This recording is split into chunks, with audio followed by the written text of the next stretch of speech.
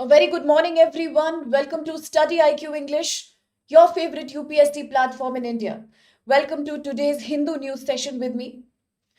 And we shall be looking at the 6th September 2025 newspaper, which is the Hindu New Delhi edition.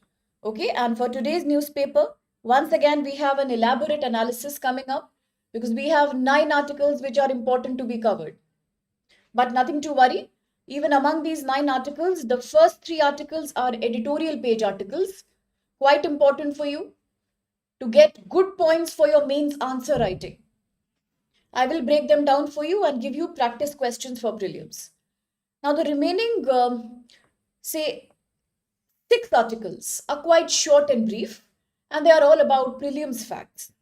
So, let's quickly analyze these 9 articles, and I will also tell you which points exactly should be included in the answer writing in the mains paper.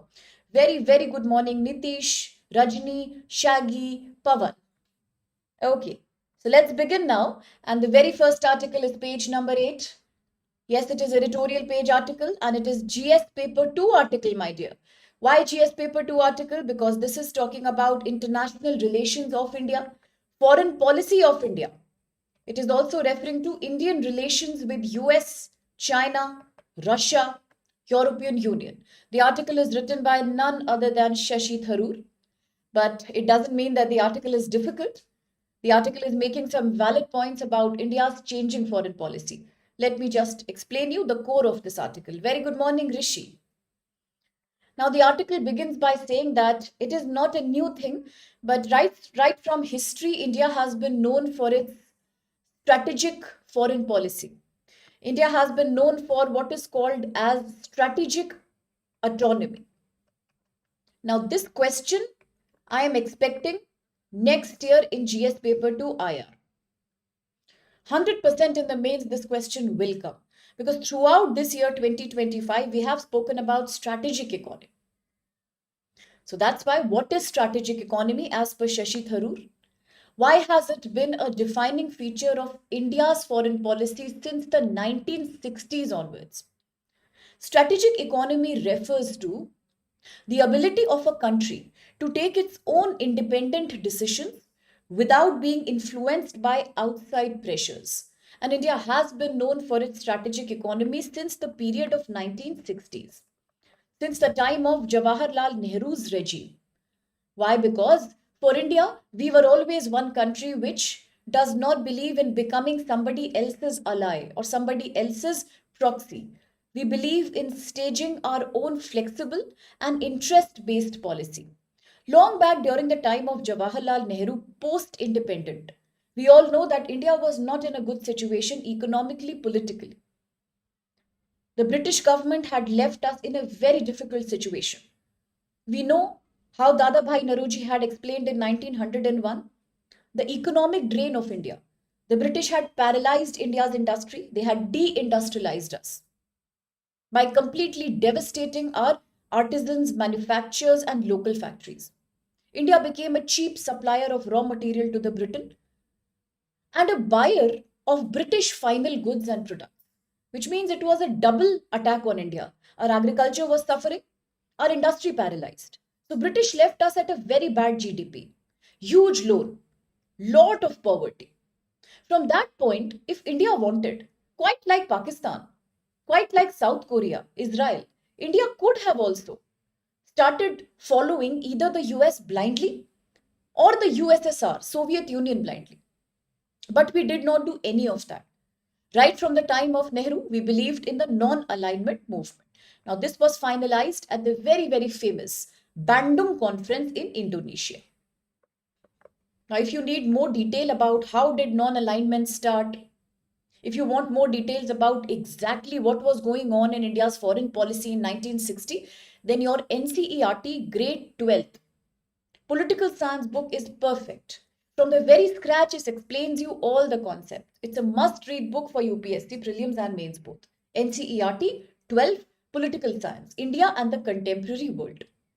Okay, so during the Bandung conference back in Indonesia in 1955, India under Jawaharlal Nehru committed to strong non-alignment, which means no alignment with one country. Multilateralism, We will do what suits us. We will not blindly follow another country. But this was not about isolation. This is about engagement with people on our own conditions. So the Nehruvian era, starting right from 1947 until Nehruji died in 1964, it was completely about the doctrine of non-alignment. Even during the Cold War between America and Soviet Union, India refused to take one side. Now, interestingly, when Lal Bahadur Shastri came, India was busy doing important things such as the Green Revolution, the Milk Revolution. Shastriji used to say, Jai Jawan, Jai Kisan. He believed in giving importance to agricultural growth. India was at that time being attacked from different parties. Pakistan, China's threat was big.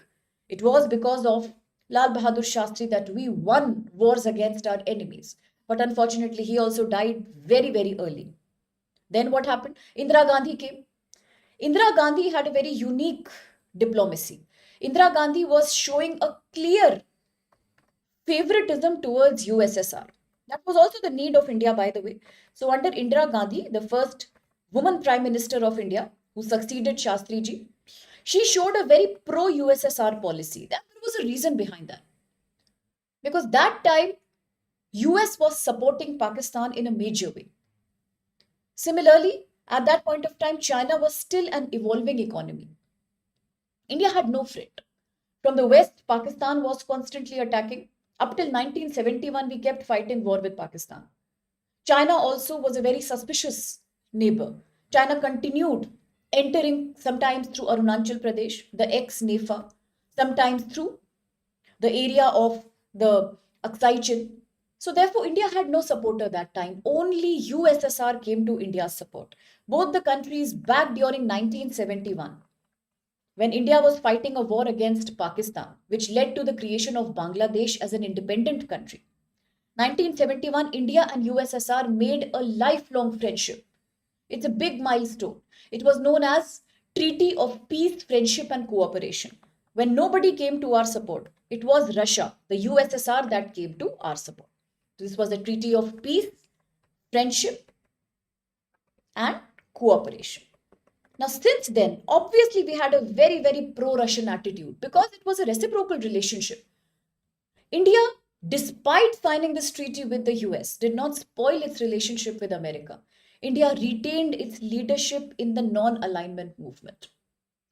Even after economic liberalization, the LPG reforms, liberalize, privatize, globalize, of 1991. Now, that was all also something that we had to do. We had no choice. We had to go for the LPG reforms. Today, a lot of people criticize the government. They say that India has become a colony of the West. Lot of multinational companies came in our country. We are consuming junk food. We have become a very pro-Western country. But that time we had no choice. During the time of 1985 to 1990, India was in a pathetic situation. There was no foreign exchange reserve left. There was no food security. India totally dependent on wheat import from US. And US used to give us supply shocks that time, quite like what China does right now. What choice did India have? Nothing. So that time India went for the LPG reform under the Narasimha Rao government. It was the ex-prime minister who was then the economic affairs minister, finance minister, Shriman Mohan Singh. So these people spearheaded the LPG movement. They allowed foreign direct investment to India. Yes, it had certain problems associated, but at the same time, it also gave us food sufficiency. It gave us lot of foreign exchange and it made our economy once again boom back to shape. But even at that point of time, while India was busy doing LPG reforms and so many multinationals from America were coming in our country, we still continued to support our look east policy. We did not ignore our eastern neighbors. We continued to have close ties with Russia in defense, in energy. And let's talk about today. If this is history, what is going on today? As I said yesterday, today we are entering another phase of Indian polity. This is called NAM 2.0, Non-Alignment Movement, second version. This is more about today we are believing in the issue-based alignment policy. Earlier, we believed in engagement approach. Whatever, whosoever country is helping us, we will support them. Today, The times have changed. US is a bully. China, enemy come friend. We don't know. Southeast Asia, a proxy of China. ASEAN dominated by China. SCO dominated by China. Trump consistently calling India a terror monger in Ukraine. What should India do? So today, India believes in a new policy that's known as issue based alignment. We are neither a friend of any country nor are we the enemy of any country. We only support issues, not countries. We prefer our defense strategy. We prefer our energy security. We prefer our economic growth. We don't care where it is coming from. So now the time, it's too late now to think of who's a friend and who's an enemy. It's okay. We just want to look at issues and go by them. So once again, we have highlighted that under NAM point 2, India now believes in a multi alignment strategy. No permanent friend, no permanent enemies in this business. It's just about multi alignment. Whatever works for you, go ahead. For example, let me give example from the article. India today is a major participant in quadrilateral dialogue, along with US, Japan, Australia. Yes, India and US continue to hold key military exercises, naval exercises. India and US are still trading partners. Majority of US diaspora, people from outside, come from India. So yes, India and US are friends when it comes to defense. Absolutely yes. Because both these countries are strongly against China's monopoly. So Quad is a great weapon against Chinese domination in the South China and Indo-Pacific. And India will continue to be a part of Quad, but that doesn't mean that India is not a part of SCO and ASEAN. So look at the balancing that India is doing. It's like walking on the tightrope. On the one hand, you had US-led Quad. Yes, India is a key member. On the other hand, you also have Shanghai Cooperation Organization and the ASEAN, Association of Southeast Asian Nations. So what a perfect balance. On the one hand, dominated by US, on the other hand, dominated by Russia and China. Yes, India is somewhere in between of this spectrum. At the same time, US is continuously imposing pressure on us that stop importing crude oil from Russia. Stop depending on Russia for your energy security. But did India listen? No. India is saying we continue to buy oil from Russia. Agreed that your US tariffs have impacted India. So today China has become the largest importer of Russian oil. But after China, it's India. Yes, we import majority of our oil from Russia. 80% of it is coming from Russia. Ural oil. That's fine. We need it. We will do it. Why will we waste extra money in bringing oil from US, Texas oil? It's very expensive because it's the sweet oil, low sulfur content. It's very pricey. At the same time, once you bring it to your country, you have to refine it again and again. That also needs money. Why should we waste money when we have Russian alternative? After the Russia-Ukraine war, US and EU countries have imposed sanctions on Russia. So Russia had no choice. It had oil surplus, energy surplus. It gave heavy discounts to countries like India and China. So India is making use of that discount, and there is nothing wrong with that. At the same time, recently the Xinjiang Declaration was signed at the Shanghai Cooperation Organization. Yes, India was a part of that. India has joined Russia and China, saying that all the countries today commit towards non-terrorism, combating extremism. But India did not openly take the name of Pakistan because India knew that China will support Pakistan. At the same time, India kept encouraging China for solving the border issue without getting into any complexity. Now, another important thing is that even in the United Nations Security Council, the UNSC, India did not vote against Russia. India did not pass any motion against Russia. A lot of people said, why? Why is India being so diplomatic? India should criticize Russia openly, but India did not. Why will India? When India knows that from 1971, Russia has been our only supporter and consistent trade partner. India did not do that. At the same time, when we are refusing to pass a UN resolution against Russia, we have not even openly criticized US for attacking Iran. We continue to support people in Gaza with medicines and food. We continue to support people in Israel. Very balanced there. Now, at the same time, India is also one of such developing countries who had hosted the G20 summit in 2023. Under Indian presidency, the summit was held. Here, India clearly said that we are the voice of the global south. Yes, today we need better reforms in organizations like United Nations and World Trade Organization. Countries like America, France, Germany, they keep on breaking the rules and use these forums for their own convenience. India said that yes, we want a more fair protocol and a fairer implementation of Kyoto Protocol, Paris Agreement, United Nations protocols, as well as World Trade Organization conventions. India said that.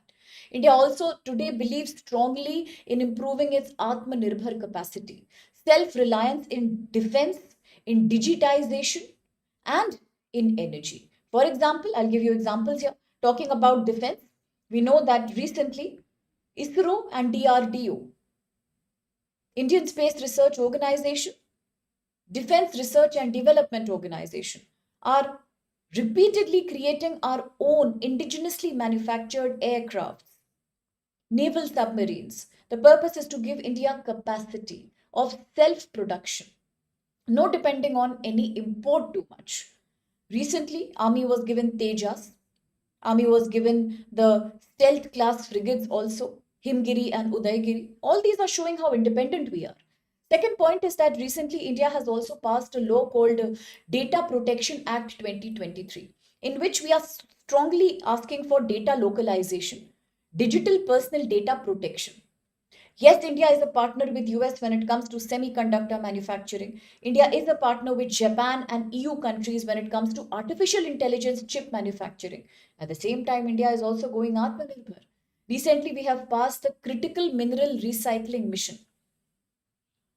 Not only are we agreeing to mine more than 12 rare earth metals on our own, but also the government is encouraging private companies to recycle discarded electronic vehicles, discarded batteries, so that whatever remaining rare earth element is available, we can reutilize that for further making solar batteries and electric vehicles. So, all in all, the article is ending on a very positive note that if Nehruji gave us non alignment movement, today, under Shri PM Modi, we are talking about non-alignment movement part 2, which is about issue-based alignment. So yes, we continue to pitch for Quad and we continue to criticize China's border disputes. We continue to call out China's increasing monopoly in South China Sea, Indo-Pacific region. At the same time, we will also support Russia and China when it comes to criticizing US tariff autonomous structure. Yes, we will support Russia, China when it comes to criticizing US environmental hypocrisy. And we will join hands with Russia and China if it helps us in improving bilateral trade, defense securities, and further peaceful resolution of issues in the South China Sea region. That's the pitch of the article. Now, very good morning, Deepesh. Absolutely, that's a valid point you have raised, Deepesh. So, not only is Russian crude oil cheaper because it has a high sulfur content, it's cheaper because after sanctions, Russia is giving discounts, but also the distance factor is there. I mean, importing oil from UAE, West Asia, or US is also more expensive because of the distance. From Russia, it comes at a much cheaper supply cost. Absolutely. That's true. US doesn't have any environmental consciousness. Absolutely, Rishi, that's a valid point. Very well said. Yes, it was about the Bandung conference. It was about the Belgrade summit. Yes, absolutely well observed there. Correct. Correct. That scam and all in UP, yes. These are the bureaucratic hurdles that we will continue to face. But at least India is trying to become self reliant, and that's something we need to appreciate India for. Now, this article is followed by a prelims question. Let me quickly show you. Consider the following statements regarding concepts of strategic autonomy. One, it means that India's ability to make independent foreign policy and defense decisions without being bound by rigid alliances. At the same time, it means India is neutral and India doesn't believe in isolationism, where India avoids engagement with major powers. So, is the new strategic autonomy about neutrality and isolation? Third is the idea of strategic economy has evolved from Nehruvian doctrine of non-alignment to the present day approach of multi-alignment. So while Nehruji was like, we will not support one side, today's India is like, we will support every side for our own benefit. No friends, no enemy approach. Okay. Now, very good morning, Niharika. Okay. All right. Valid, absolutely valid response there. Yes. He looks like the most valid answer here. Well done, Dipesh. Great job, Pavan. Now let's proceed with another editorial article. Again, page number 8. Article is titled Fixing Problems Unlocking India's Growth Potential. Yes, we are talking about GS paper 3 here because we are talking about taxation. We are talking about goods and services tax, GST 2017. The proposed reform in the GST structure today. That's the agenda here. Plus, it is also about ease of doing business in India. Apart from ease of doing business, it is also about domestic demand. Hence, these are all economics topics. So, GS paper 3. That's valid, Shaggy. Very good morning, Punguru. Okay, let's look at the key issue here. As I said, the article comes from economy. Just yesterday, there is a development that has happened in Indian economy. The 56th GST Council meeting has took place. What has taken place? The 56th GST Council meeting took place. Let me tell you what's the purpose of the meeting. We all know that goods and services tax in India was introduced in 2017. Why was it introduced? It was introduced to replace the earlier multiple taxes, indirect taxes, with one single unified destination-based indirect tax. This replaced the VAT, it replaced the taxes like excise duty, it replaced taxes like service tax and octroi. Okay, so 2017 GST came as a single destination tax, destination-based tax, plus GST was an indirect tax structure, and it came by replacing the earlier existing multiple taxes like the octroi, the value-added tax, excise duty, sales tax. All these were removed and we got one single GST 2017. It was a great move. Why? What was the purpose of GST? One nation, one tax, one market. That was the main purpose. GST was introduced to remove existing complex taxes, which were too many in number: octroi, VAT, excise duty, sales tax, service tax. Today, we have one single GST from 2017, the goods and services tax. Yes, absolutely. It is consolidating earlier multiple confusing tax structures into one GST. And therefore, it is a destination-based indirect consolidated tax. What was the aim? To create one nation, one tax, one market policy. Another was to remove the complexity of existing taxes that were too many in number, to improve the ease of doing business for our entrepreneurs, to formalize the economy, to integrate the economy. Then financial integration of center and states. Ultimate motive was to reduce the burden on the taxpayer, because this 27 GST that India adopted, quite unlike other Western countries, we adopted a multi-slab tax structure. What is a multi-slab tax structure? In which under GST we had many slabs. For example, we had 0%, 5%. Apart from that, we had 12%, 18%, 28%. Now, this was causing confusion. Too many slabs were there. Hence, repeatedly, the cases of tax evasion and money laundering were increasing. People were unable to file their taxes on time. It led to higher conviction rate, higher litigation against them. It led to the closing of small startups who couldn't comply with this elaborate tax structure. It led to a difficulty even among the government departments, the enforcement directorate, to keep a track of various small taxes filed by the people. Plus, the biggest problem was that this multi-slab structure was about an inverted tax duty. Yes, compliance burden, Pavan, absolutely. It was about inverted duty structure. For example, we were taxing our inputs more than the final products. So raw materials were commanding more tax as compared to final goods. Now, another problem was businesses were closing because of shortage of working capital. We all know that businesses work on running money. Profits keep coming, returns keep coming, and they get reinvested in business. But here, what was happening? The refund was taking a lot of time because it was very complicated.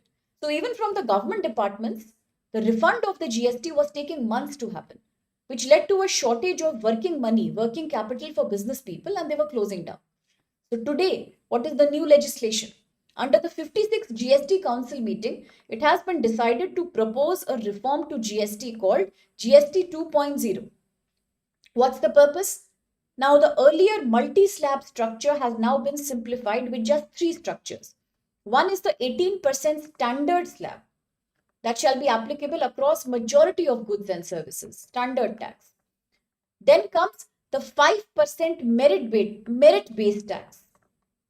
This merit-based tax shall be applicable on essential services to people, including chapatis, flour, essential needs. Then comes the biggest one, 40%. Now, 40% is a special demerit tax. Why is it a special demerit tax? Because this shall be applicable only in the case of luxury or sin goods. Sin plus luxury goods. What are sin and luxury goods? Alcohol, tobacco, luxurious consumption products like expensive cars and vehicles, aerated drinks, beverages. All these are luxury sin goods. They will command 40% demerit tax structure. So now we are becoming close to global best practices. Absolutely, Dipesh. Demerit tax 40%. Yes, on sin and luxury goods, alcohol, tobacco, coal, luxury cars, all of that. By doing this amendment, we are becoming close to the best practices in the world with regards to GST. Now, another very good thing the government has done is like talking about life-saving drugs. There are certain category of drugs which are used in the case of health emergencies. These are life-saving drugs. On the life-saving drugs, the government has imposed zero tax to upper limit 5%. Similarly, if the government is giving tax-free life-saving drugs and 0 to 5% tax on essential medicines, which means more Indians will get the benefit of health care. Plus, insurance has been declared tax-free, both life insurance, health insurance, which means many more people in India will adopt insurance policies. Ultimately, it will reduce the out-of-pocket expenditure of poor people on health services. Third thing is that the government is also saying that labor intensive industries like textile, handicraft, leather, toy, footwear, all of these will also now come under much lower tax structure. That's a boon for India, blessing for India, because ultimately the US tariff 50% has worst impacted our labor intensive industries like textiles, apparels, footwear. So by making them GST free, the government has further encouraged them to continue to work. And these are employing 60% of Indian population. So yes, the employment of the people will also be secured. Now, the biggest revolution will be the creation of a GSTAT. That is the creation of a GST appellate tribunal. The purpose of creating the GST Appellate Tribunal, the GSTAT, will be now to make sure that disputes can be solved in real time immediately, and there is a center state coordination in dispute resolution. So quick solving of disputes regarding tax. Very helpful. Last but not the least, it is also now reducing taxes on materials like, for example, cement and steel, which means if the government is giving free housing schemes to people, that will also continue to happen. Yeah, the GSTAT, absolutely. The goods and services appellate tribunal. It will also be operationalized very soon now. It will make dispute resolution very fast. Now, everybody is therefore saying that yes, the Indian government today has completely created a people's reform. This is not a tax reform, it is a people's reform. Because people are in the need of such changes. It's the poor and the vulnerable people who will benefit from essential drugs becoming free, insurance becoming free, essential goods coming under 5%. At the same time, protection of labor intensive industries from tax will mean wonders for those who are employed here, our informal sector workforce. Now, the GST Council that's being created, the GSTAT, this is actually mentioned in the Article 279A of Indian Constitution. It all relates to the amendment that Indian government had made long back. That's the 101st Amendment Act, created long back in 2016. Now, for the exam, we should be very clear about 101st Amendment, that relates to GST Council. 102nd Amendment relates to Backward Class Commission. 103rd Amendment, EWS. Then comes 104, 105, 106. Very important to know all of these, okay? For your prelims also, for mains also. Now, talking about GST Council, yes, it comes from 101st Amendment that was initiated back in 2016. And today, by enabling this council, we will create more federal cooperatism. That means more cooperative federal structure. The center and the states will have much better unified policies, coordination with regards to solving disputes regarding tax collection. Now, if this is reducing so much GST, it also means that India's consumption will increase. With lesser tax on products, the consumers will have more disposable income. They will readily buy more products from the market, which means our domestic demand is going to increase. And that is very important for us right now because we have seen what the tariffs have done to us. The exporters are completely dejected right now. Hence, domestic demand could make wonders right now, especially during the festival and year end season. Another thing is that this will also improve the competitiveness of Indian goods in foreign markets because we have recently concluded the free trade agreement with UK. We are already ready to sign the FTA with EU countries. So this kind of a lower and simple GST will mean Indian traders will definitely have more competitive edge in the global market. There are certain challenges that are lying ahead of us. One biggest challenge is that states in India are complaining that we may lose a lot of revenue in the beginning. Initially, when 2017 GST was created, the government had said for 5 years we will give you compensation until you start getting 14% revenue every year from GST. But that 5-year period has gone now. So the government is not promising any such compensation, and the states are feeling they will have a revenue loss. Second problem is that the government feels that now everything has been reduced to 3 or 2 slabs of tax, so which means we need more digitally efficient system when it comes to registry and returning of the funds. The refunding process has to become very transparent and quick. Another issue could be that as we are going online, we are creating the GSTAT, we are doing online registry and filing. There are people working in the MSME sector, the small and medium industries. They are quite bad, they are quite poor when it comes to e-filing and digital infrastructure. They still feel that digital gap. They are not very digitally literate people. So for them, this may be a challenge. And then ultimately, lower rates could also mean lesser tax collection. That could later cause more conflict in India's financial devolution when it comes to State Finance Commission and Central Finance Commission. Already for last few years, the southern states have complained that the Central Finance Commission is not giving enough funds to us. It only gives funds to states like UP and Bihar because they are backward and they have a higher population. Kerala has been feeling that because Kerala has successfully reduced population and it's quite advanced, its GDP is high. It means it is not getting enough money and support from the government at the center. So these problems will again increase if tax loss happens. And at the end of the day, we need to understand that for the new GSTAT to take place, the Goods and Services Appellate Tribunal, we need more trained professionals who are not only trained in the work but also who are trained when it comes to online disbursement of services so that large cases can be dealt with within short span of time. So that's the article for you. And what's the question?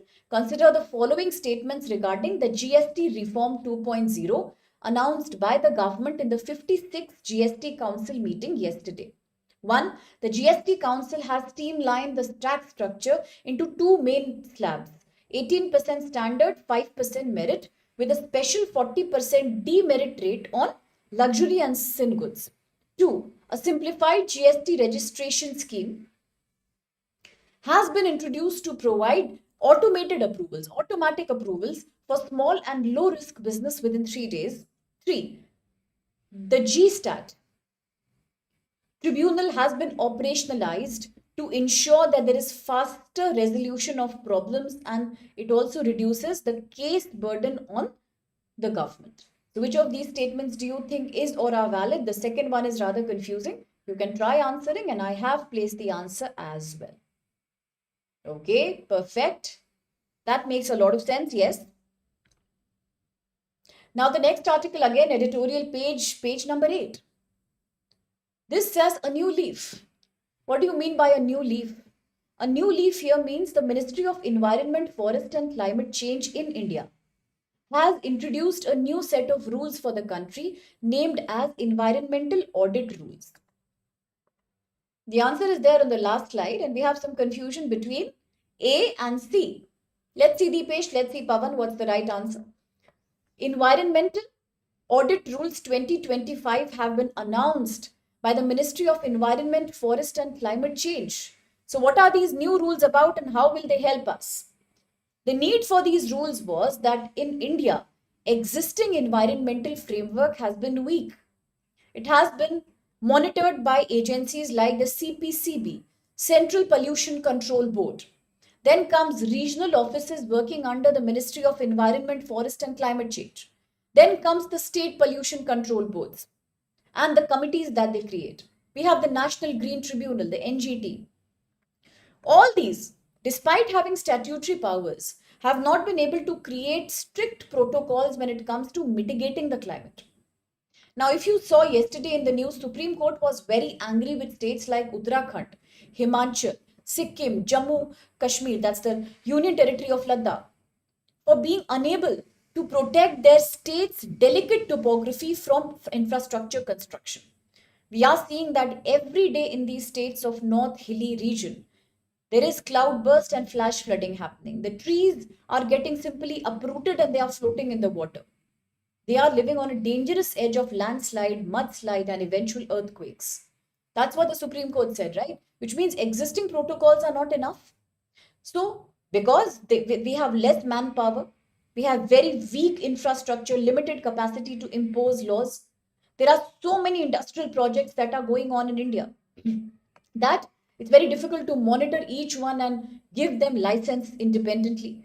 To solve these gaps of low infrastructure, capacity, poor funding, the government has now introduced, the ministry has introduced Environmental Audit Rules 2025. What's the agenda? What's the aim? One, private, now this is very important for GS paper 3. GS paper 3, Science and Technology, Climate Mitigation. You should include these points in your answer. Okay, whenever you are writing an answer on government reforms undertaken to ensure climate management, these are the points that gets you good marks in the exam. Under the EAR 2025, private companies, private agencies will now be given the license to act as environmental auditors. So essentially, it is a scheme which is about decentralization of power. It's about privatization. That because the government lacks staff, training, and money, we are now trying to give off or offshore the environmental protection service to private companies. Second, just like chartered accountants are taking care of financial compliance, our private companies will also take care of environmental regulation and pollution control norms so that everything can be done timely. Then, this is not just about checking cars for emission test, pollution test. It will also include taking a good measurement of climate change and how sustainable is our manufacturing process, our vehicles, and our, in general, economic various production units in the economy. For example, we will have a separate cell that will monitor carbon emissions of various companies working in India. Then these auditors will also help private companies in earning tradable green credits. This is quite like the carbon market that is existing in the world today. I have told you carbon market works in a simple manner. Various countries are given carbon credits. If you can reduce your carbon dioxide emission and greenhouse gas emission, you will earn some points. You can sell these points and get money in return. If you do too much pollution, then you may have to buy extra credits, which will give you the permission for extra pollution. So it works like a tradable market of permission to emit carbon. Something similar will be done under the environmental audit rules. Various private companies will enter a market called tradable green credit market. Private companies who reduce their emission will earn points. Those who do activities like afforestation, water conservation, water management, lesser toxicity will get points. And those who break the rules will have to buy the points, hence they will have to spend extra money. So yes, absolutely. So it will become something like a market based incentivization for private companies to reduce their carbon footprint. Then another intention is to make sure that this compliance with carbon credit system is also working at the rural level. That's the district, block panchayat and gram sabha level, which will ensure that even the rural factories take care of these protocols. We will also try to overcome the manpower shortage in center and state pollution control boards. It will create independent, skilled, trained professionals who will be known as climate auditors, who will work for private companies or they will be hired by the government. It also will improve the environmental responsibility of companies because now they will enter the green carbon market, and it will help India in respecting its Paris Agreement of 2014 commitments that are called as nationally determined contributions, which today is a reduction of 45% carbon footprint, CO2 emission by 2030, and eventually becoming a zero carbon country by 2070. Viksit Bharat. Okay, so that's the article. Now let's quickly have a look at the question. Consider the following statements regarding environmental audit rules in India. 1. These rules allow accredited private agencies to function as licensed environmental auditors, much like chartered accountants in financial companies. 2. The audits conducted under the rules can also be used for the Green Credit Program, which provides tradable credits for activities like afforestation and water management. And 3, the implementation of these rules is a responsibility of State Pollution Control Board without the involvement of Central Pollution Control Board. This is an easy question. It's quite self-intuitive. You can answer and then re-verify your answer from the last page. But I'm so glad that you're trying to answer. See, for every question we are trying to solve, it means we have understood the article properly. And you believe it or not, my dear, it is ultimately these Hindu articles which give you an edge in the final exam. Because UPSC is not anymore about rote learning, it's about application. So just learning static GK doesn't work nowadays. If you have seen the GS papers of 2025, all the questions were dynamic. Even history questions are becoming very dynamic. They don't ask you what is Indus Valley civilization urban structure. They ask you what can we learn from that structure. This was also a repeat question, by the way. So the questions are becoming repetitive, but they are becoming very current affairs based. So just take all the points from these articles, absorb them, keep a short note of them, you can document them and use them thoroughly for your answers. On that note, absolutely well answered, Shaggy, Pavan, Dipesh. Well done. Now, this is page number 10, the next article, and it's a short news. External Affairs Minister Sri Jai Shankar is joining the Brazil-led BRICS summit. BRICS, we all know, the major organization that began as a 5 to 6 member organization and today has expanded to more than 11. A key organization that today is being perceived by America as a massive threat of de-dollarization, of breaking the monopoly of US in the world. So according to this news, our External Affairs Minister, Sri S. Jai Shankar, will be representing India at the BRICS Nation Summit on the coming Monday. Okay, that's the next week itself. Now the summit, which will irritate US beyond words. Now earlier also, as Brazil was chairing the BRICS summit, US was angry beyond words. Donald Trump was so upset that he imposed 50% tariff on Brazil for hosting the summit, 50% tariff on India for supporting Russia. So now the US reaction once again is going to be quite an extreme one there. So on 6th August 25, as US had imposed a very high 50% tariff on India, Brazil, in fact across many countries including China, South Africa, Indonesia, it was the Brazil's president, Lula da Silva, who was disappointed with this tariff structure, like India as well. And he also initiated an online BRICS summit at the leadership level. The purpose was to discuss what is the response of other countries to this toxic tariff structure. Now, because India will be the next presidency of BRICS, who is going to host the summit, the upcoming BRICS summit, India has a key role to play now. So let's understand that from 2024, the BRICS has now become an 11-member summit. It's expanding. And interestingly, 45% of the world population is represented through the BRICS. 30% of global GDP is being represented through the BRICS. Very important points for answer writing, GS paper 2, international relations. Very important point for GS paper 3, mains answer writing, Indian economy. Okay, so the BRICS is today 11-member, 45% of global population represented through the BRICS, 30% of global GDP is represented in the BRICS. That's the importance of BRICS for us today. And what's the trigger here? Why are these countries, all 11 countries, doing a virtual summit? Because they are upset. India and Brazil, 50% highest tariff punishment. Why Brazil? Because Brazil was holding the BRICS. Why India? Because India is importing crude oil from Russia. China, South America, 30% tariff. Indonesia, 19%. Of course, there are exemptions because Indonesia, Malaysia are the largest palm oil producers in the world. An ingredient that is a part of every packaged food item. Hence, US cannot tax it too much. So exemptions are on palm oil and cocoa and rubber because these countries monopolize the production.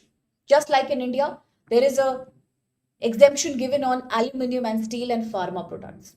Okay, so Indonesia 90%, Russia and Iran 10%. Already there is a heavy sanction on Russia and Iran because Russia, according to US, has done genocide in Ukraine. Iran continues to do genocide in the area of Israel. All of this has impacted the global export regime, global trade in a very negative manner.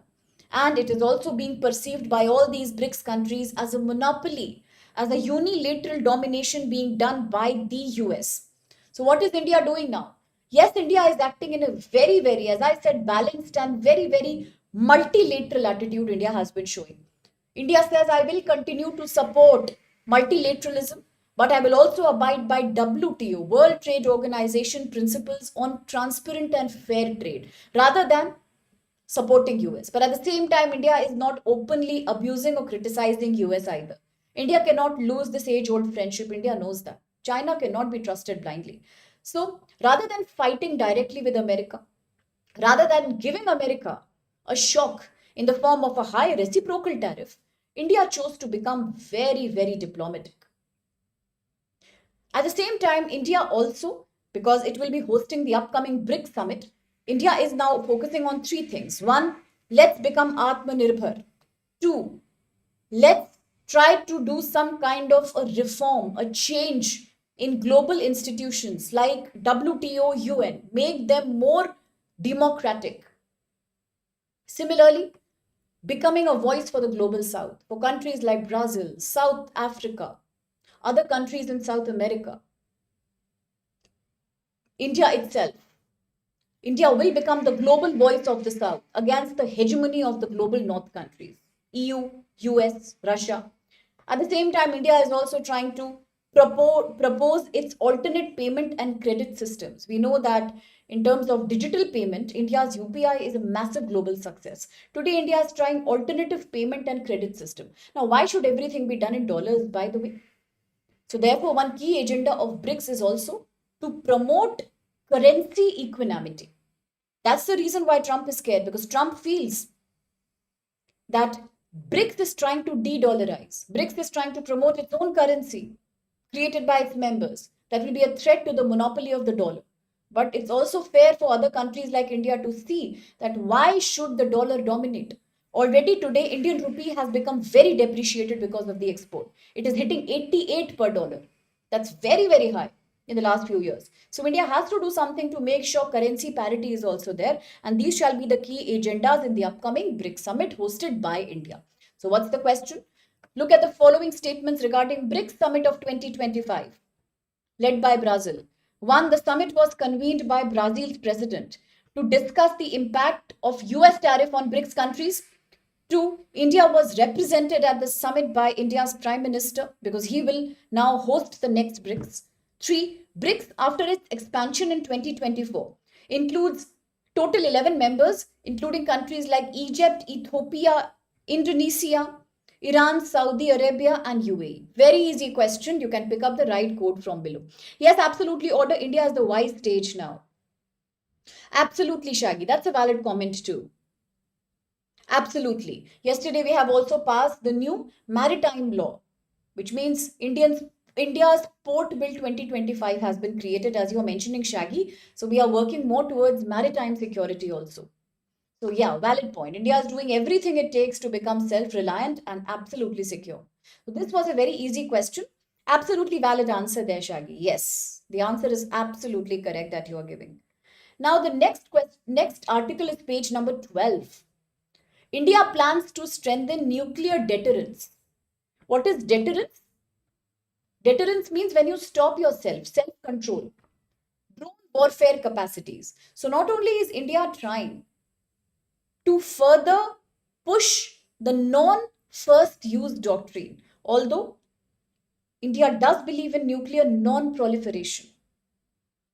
India also is one country who believes in that nobody should use nuclear power first. And it should only be used for your energy requirements, for peaceful purposes. No using nuclear in the war. That's what India strongly believes in. Okay, so today also India has further strengthened its two policies. One, to use nuclear deterrence. Nobody should use the nuclear power for military purposes. Second, India is strongly improving its drone warfare capacity because right from the war between Azerbaijan and Armenia, right from the war between Russia, Ukraine, Israel, Palestine, Israel, Iran, Operation Sindoor, India has been witnessing that drone technology is now the main thing that countries are developing.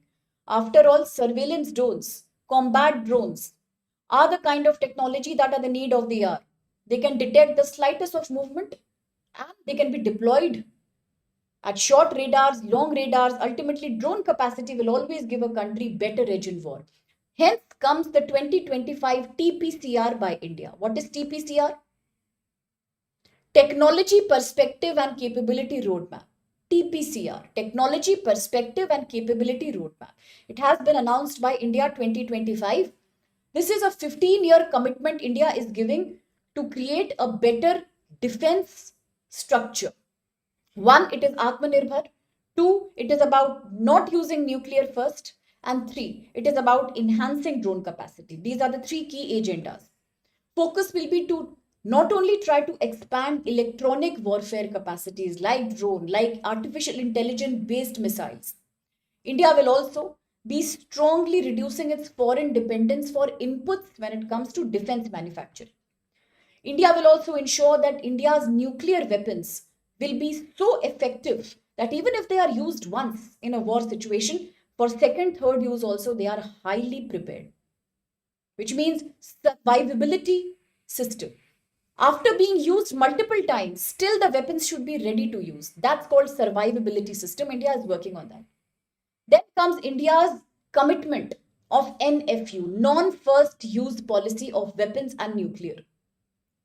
India is also trying to therefore develop radiation detection tools. When Operation Sindoor happened, there was a lot of rumor that was spreading that as India attacks terror infrastructure in Pakistan, a lot of people say in Balochistan, India has attacked Pakistan's nuclear weapon site. This has led to severe radioactivity. Similarly, when US was attacking Iran's nuclear facilities, the three famous ones, the biggest one Farda, people said that it will create radioactive leakage and citizens were being given iodine capsules to prevent them from radiation leak. Maybe the India Pakistan news was a pure rumor because India said we have not attacked any nuclear site in Pakistan, by the way. But it can be a risk in the future. Due to any attack by any country in a war, another country's nuclear sites might be hit, and that's dangerous. So, therefore, India is trying to make tools which can detect slightest of radiation. Okay. Then, mobile decontamination units. The decontamination units that are easy to be uh, transported from one area to another. Then India is also using unmanned ground vehicles to create credible minimum deterrence. So we will also use unmanned ground vehicles for defense purposes. So all these are very ambitious targets. And when you talk about drone warfare, yes, India is now trying to create drones, stealth drones, which have a capacity of 1500-kilometer range. They can be used in an altitude as high as 60,000, a key weapon against China, Pakistan. India will also create systems which are known as CBRN systems: chemical, biological, radiological, nuclear. Then artificial intelligence based targeting, reusable warheads. As I said, survivability is important. After being multiple usages also, these weapons do not get spoiled. They have the capacity to being reused. That saves you cost also. Precision targeting is another area. Then India is also trying to now learn anti-drone measures. How to attack drones coming from enemy territory. Now, drones are not being just used for military purposes. Like Pakistan was sending so many drones during Operation Sindoor time. They were spotted as far as Rajasthan. At the same time, drones are also being used for insurgency. For example, too much drug peddling in the area of Punjab, Rajasthan, and Haryana comes from Pakistan in the form of drone usage. So, therefore, we are also trying to create adaptive jamming systems, how to jam enemy drones. Similarly, electronic denial bubbles, so that we can neutralize attack from opposition countries. So this is with regards to India's long-term defense preparedness protocol. Okay, now the next article is page 13, quite an easy one. We know that from August onwards, as we have experienced a heavy 50% US tariff burden, India's $48 billion worth exports have been impacted very badly. Agreed, we have made solutions: Atmanirbharta, trade diversification, creating a new GST reform, but still it will have impact. And today our exporters are complaining of the same thing. Indian exporters across sectors like labor intensive industries, gems and jewelry, textile, footwear, apparel, although the government has given them GST benefit, but still they are complaining that yes, their access to the largest export market, that's America, is going to get spoiled now. They will lose that advantage. It is endangering India's forex reserves, foreign exchange. Trade surpluses will be threatened because the largest export market was US. Today, because of the tariff, we have lost that market. Hence, the labor intensive industry will suffer. Where will we go and sell all these textiles, leather equipments, gems, and jewelry? Who will buy them? We know that the government is doing GST reform. Yes, the RBI is also doing repo rate cut so that consumers have more money in their pockets. They are not tortured by tax. But still, in India, we cannot expect the demand for such items just like it is in the US. Export items are of very different quality. They cater to a very different market. How will we create the same demand within our country? That's a problem. Another problem is that these people are saying that domestic demand is quite high right now. We cannot push it further. Oversupply also, if we do. Like yesterday, somebody was mentioning, I think Pavan was mentioning about the cost push inflation, demand pull inflation. So that comes in the picture here. These exporters are complaining that if we keep dumping our products because they are not being sold outside in America, new free trade agreements will take time. It takes time. It doesn't happen in 2 days. It can take up to 2, 3, 4, 5, 6 months also. In between, what to do with these products? They are already ready. How much should we sell them in the Indian market? How much discount should we give to Indian consumer? If too much discount also we give, it will lead to oversupply. That is a different kind of inflation. Supply side inflation, when supply is too much excessive and the demand is less. That leads to dumping of goods. That's the problem we are facing right now. Then another thing is products like footwear, low value handicraft. They can still have some demand in India, but high value items like carpets, gems and jewelry, diamonds, they have very poor demand in India. They don't have any demand in the domestic economy. So, what to do?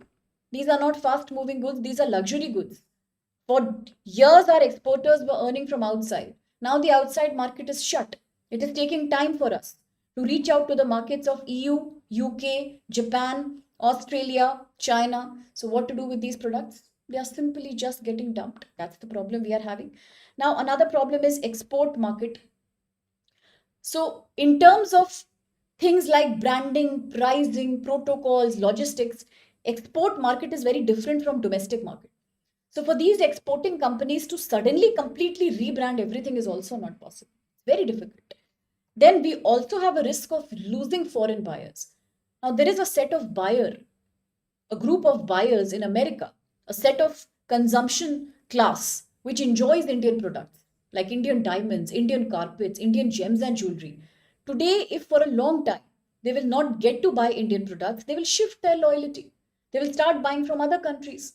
What happens then? This may completely ruin India's market, which will now go to other countries like Bangladesh, Vietnam, and China, who have a lesser tariff imposed on them. So this is one worry that's come into picture. Absolutely, we can also say it's related to deflation. Valid point, Dipesh.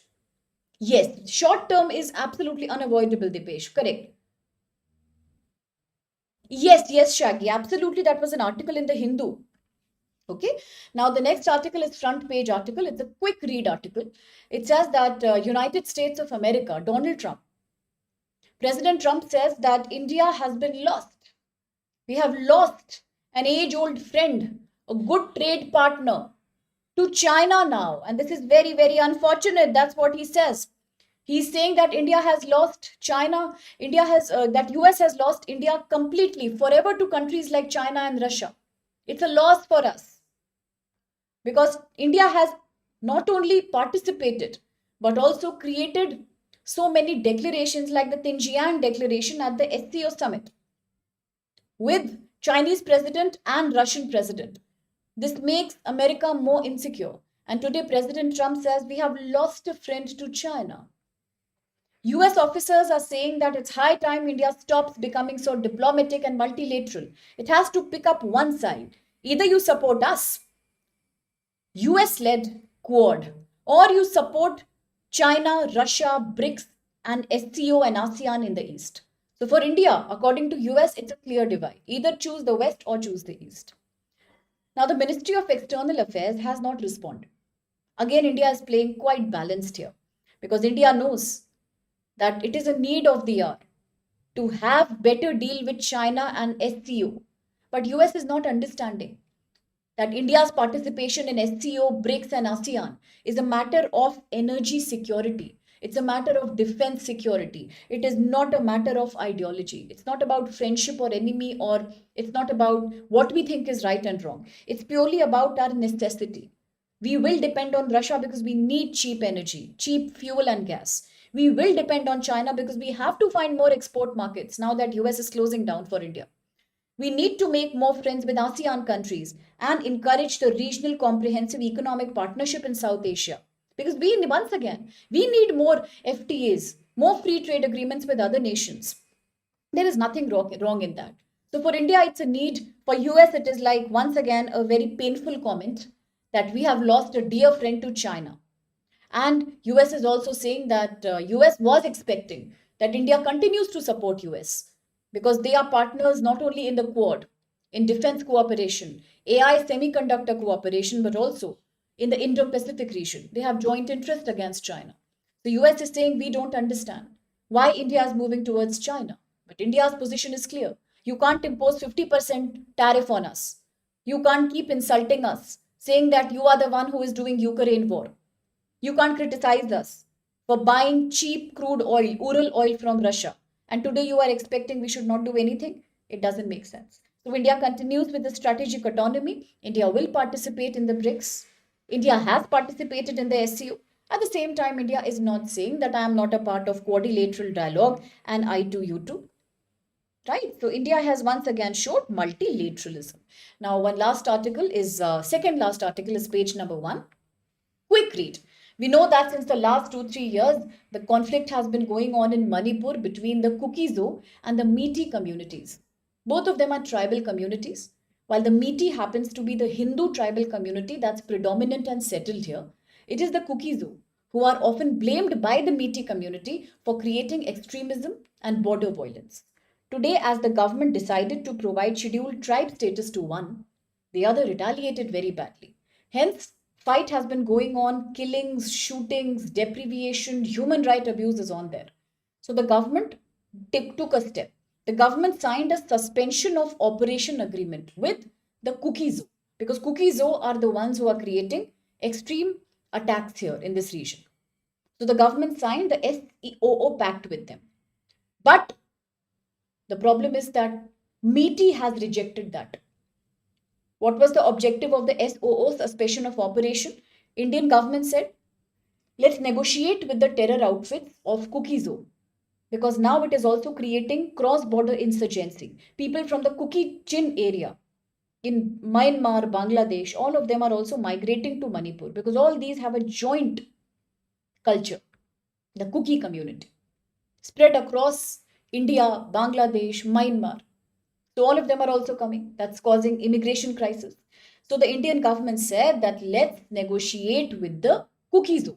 Let's sign a suspension of operation, an agreement between the government at the center and the Cookie Zoo community, so that Cookie Zoos agree to stop the fighting. They give up their weapons. An immediate ceasefire should be done, and highways, which are the key supply chain to the northeast, such as the National Highway 2, should remain open, so that essential goods and services can reach to the people of Northeast India. Government says under the SOO, do a ceasefire, you surrender all your arms, and you stay in government created camps. The government will take care of your protection. But the Metis is having a problem. Metis is rejecting this. Metis is saying by creating a pact with the Cookie Zoo, we are only institutionalizing the Cookie Zoo terrorism. We don't want that. They are also saying that since we are the more indigenous settlers of this area, we cannot trust the Cookie Zoo community. And you cannot negotiate with them because it is out and out an act of terror. They do criminal acts. So government, by creating an agreement with them, is just trying to act against us. And once again, the issue has caused fight and confusion and problem. Now, the last news for the day, quick read again, page number 14. It's coming from Thailand. In Thailand, after many, many years, Thai political system is changing once again. We must understand that Thailand is a constitutional democracy and a monarchy at the same time. So which means king also has a role to play. At the same time, elections also happen in a multi-party system like in India. But although the king or the monarchy is just a nominal head, but still it is a law that appointment of the prime minister must be endorsed by the king. That's the rule. Now today what has happened, a shift in power has happened. The key ruler coming from the Sinavarta dynasty, Sinavarta family, has now lost the election, and the new winner is actually Anutin, Prime Minister Anutin Charnvikarul. He is the one who has won the election in the parliament. He is a right-wing leader. And therefore, once again, it means a change of power in a country like Thailand, which continues to see often an overlap between judiciary, legislature, lots of political coups, dissolution of the government. But it's an important event because it marks an end to the dominant dynasty in Thailand, the Sinavarta dynasty. And today, the new leader that's coming is the right-wing leader. As I said, he is the leader known as Anutin. He's coming from a coalition party. And why it matters to other countries, including India, because Thailand is a key member of the ASEAN, the Association of Southeast Asian Nations. And whenever there is a disturbance in Thailand's political structure, instability, it also creates a lot of problems in connectivity between India, Myanmar, Thai trilateral highway. The picture I have posted here, India, Myanmar, Thailand trilateral highway. To improve connectivity, that also becomes uncertain. So hence it can impact India. That's why it's in the news. Now I come to an end of today's news discussion. These are the answers for you that are displayed right here. Absolutely, absolutely. I will talk about, yes, yesterday also I promised, and once again I reiterate that I will make a video on Manipur. What's the exact reason of conflict between Kuki and the Metis? Absolutely, that's done. Thank you so much for being with us, and see you on Monday with another Hindu session. And should you have any questions, anything you wish to communicate, do let me know through the comment box.